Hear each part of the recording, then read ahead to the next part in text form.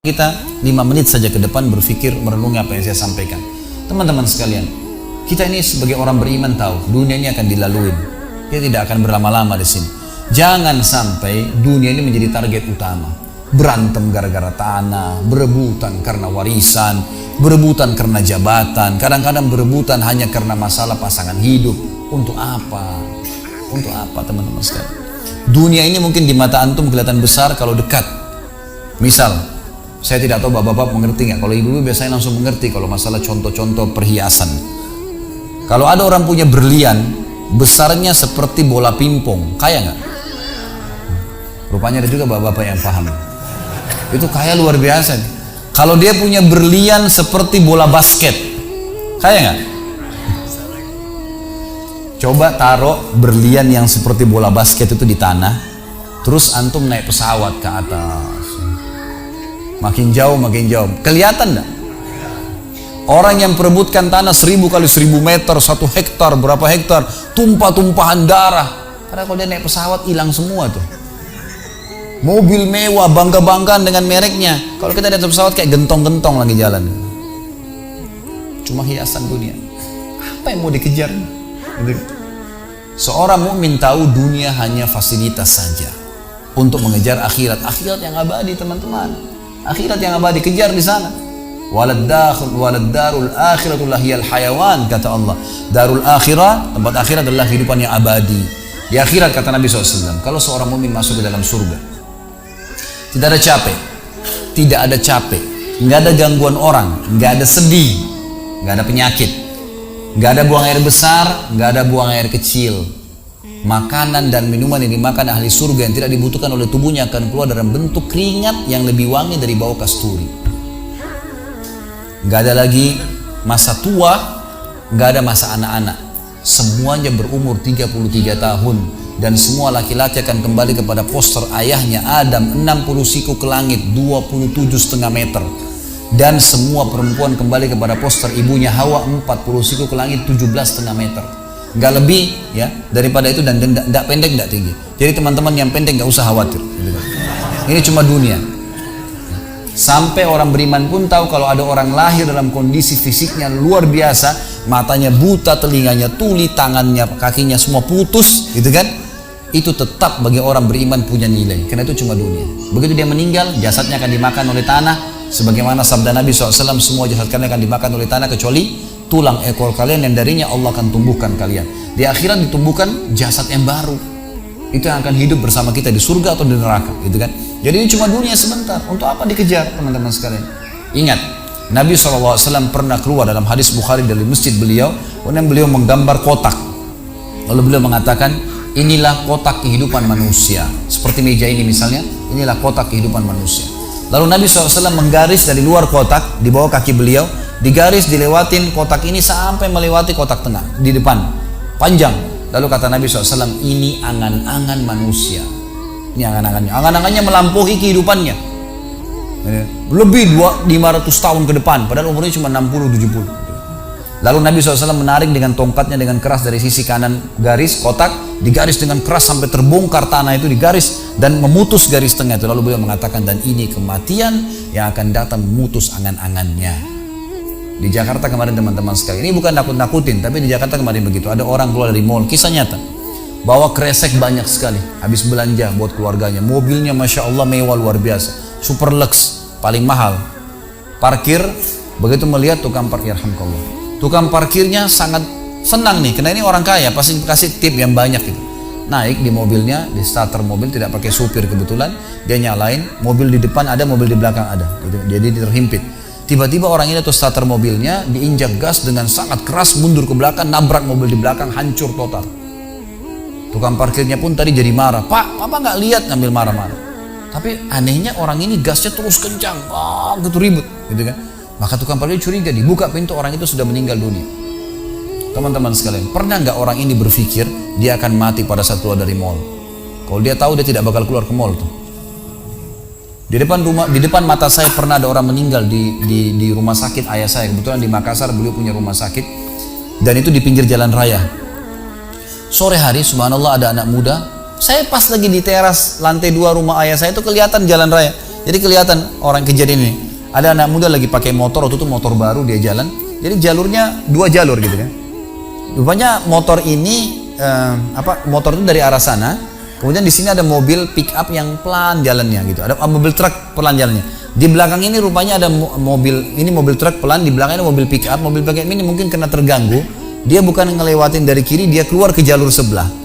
Keluar, motor yang tadi lagi kencang, dia tidak sangka tabrak, meninggal di tempat. Jatuh tergeletak, motornya dibawa, dicek di rumah sakit ayah saya di klinik, ternyata sudah meninggal dunia. Saya lihat orang itu subhanallah tergeletak.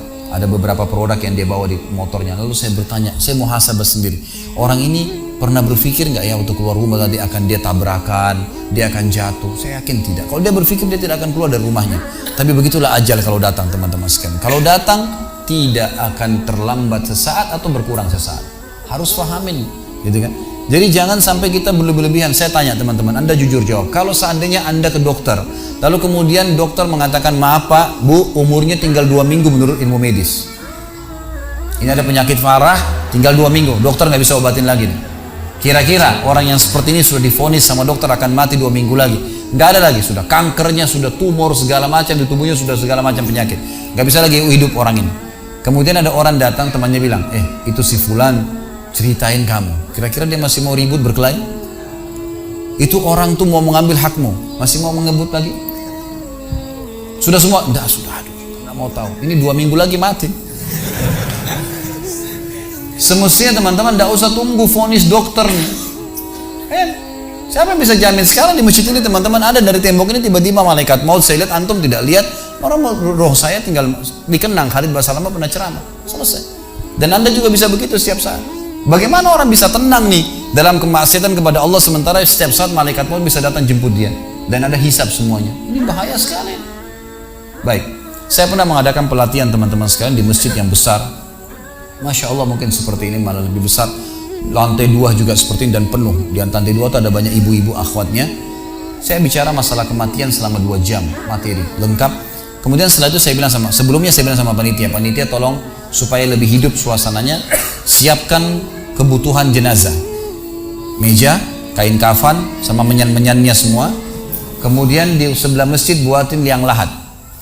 Baik Ustaz, dibuatlah. Selesai saya ceramah 2 jam, saya bilang, Bapak Ibu sekalian, saya mau ajak Anda 5 menit coba menjadi jenazah. Ada yang mau? Sempat ada yang angkat tangan depan saya. Kebetulan ini teman kita ini, saudara kita tukang batu.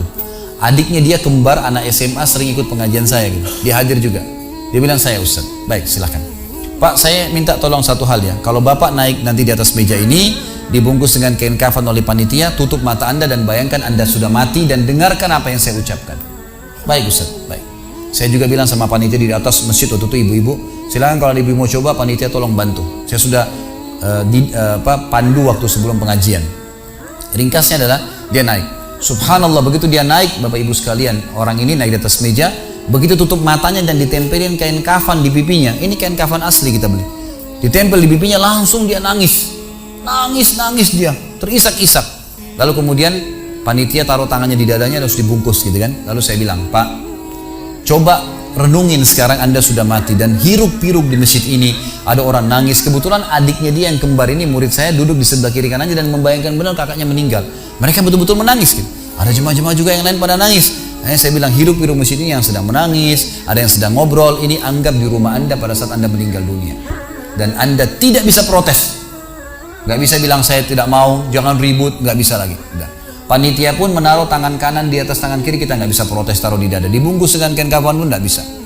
Baik, Pak, bayangkan semua peluang amal saleh yang semestinya Anda bisa kerjakan, sholat malam, sedekah bakti dengan orang tua, baca Quran, sholat berjamaah, yang Anda sia-siakan dan Anda menyesal kenapa tidak kerjakan sekarang.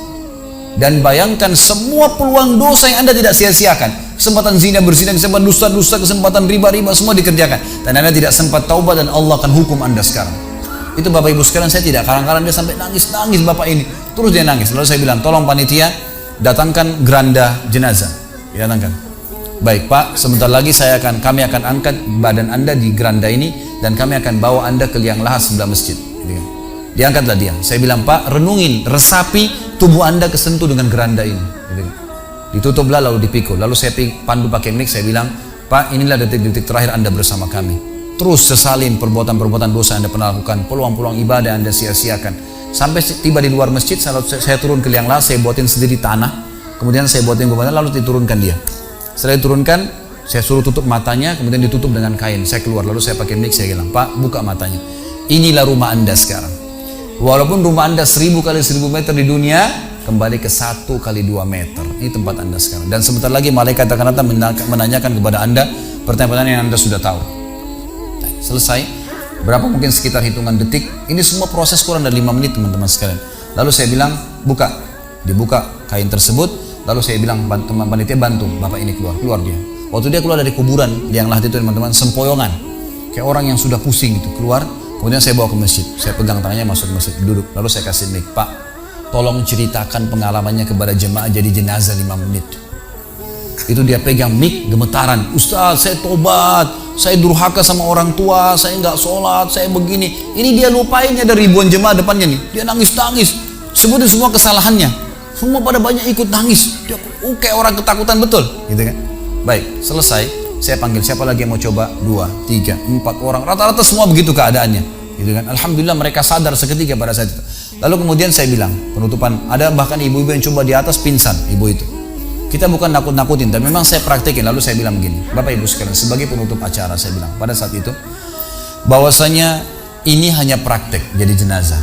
Tapi ini ya akan datang satu waktu Anda dibungkus kain kafan tidak bisa kembali lagi. Sekarang masih bisa kembali beramal soleh. Dan ini pernah diperingatkan oleh Hasan Basri rahimahullah. Beliau pernah ngantar jenazah diikuti oleh seseorang. Lalu Hasan Basri tanya, wahai fulan, kalau seandainya jenazah ini tiba-tiba hidup sekarang, apa yang dia kerjakan? Kata orang ini, tentu dia akan sholat, dia akan puasa, dia akan ngaji, dia akan kerjakan ibadah-ibadah. Kata Hasan Basri, kenapa? Dia bilang karena dia sudah mati, dia tahu nilainya ibadah itu. Kata Hasan Basri, yang kau ucapkan benar, tapi di depan matamu ini tidak bisa hidup lagi. Kamu sekarang masih hidup, kerjakan seperti dia kalau dia hidup. Jangan tunggu itu, gitu kan? Ingat teman-teman, pujian teman, ancaman teman, atau orang sekitar kita hanya sepanjang lidahnya. Kamu hebat ya, kamu kaya ya, kamu gagah ya, kamu cantik ya, sepanjang lidahnya demi Allah. Mau apa itu? Apa yang mau direbut? Orang-orang setengah mati sholat malam sejam 2 jam, besok ceritain ke orang hanya butuh pujian sepanjang lidah dia. Untuk apa? Teman-teman yang suka riak nih, saya ajarin caranya gampang. Ada caranya gampang. Kalau Anda besok pagi mau cerita kepada teman-teman Anda di kantor atau tempat, saya sholat tadi malam, sholat malam, gak usah tunggu besok pagi setengah mati, ngantuk-ngantuk nanti malam bangun. Jam 2 malam sebentar, datangin rumah teman yang jadi target, ketok pintunya, nih saya mau sholat, lihat ya. Selesai, gitu kan. Untuk apa nunggu besok setengah mati, gitu kan. Gak ada gunanya riak, pujian orang sepanjang lidahnya, jangan, gitu. Gak ada gunanya. Jadi teman-teman sekalian, sadarilah mati akan datang dan jadilah seperti Bilal radhiyallahu anhu, sahabat Nabi yang mulia. Waktu ditanya, ma ra'yuka bil maut, apa pendapat Anda dengan kematian? Kata beliau, marhaban bil maut, selamat datang kematian. Apa yang saya mau takutin? Apa yang dia mau takutin kalau selama hidupnya dari bangun tidur sampai tidur semua ketaatan? Pastilah terbalik, orang rindu, gitu kan? Orang mukmin itu rindu. Waktu terjadi perang Yarmuk tahun 14 Hijriah, waktu itu dipimpin oleh Khalid bin Walid dengan di situ di dalam pasukan ada Sa'id bin Zaid. Sa'id bin Zaid salah satu dijamin masuk surga. Teman-teman bisa nonton serialnya di website di www.khalidbasalama.com, ada serial sahabat. Saya ceritakan di situ ceritanya.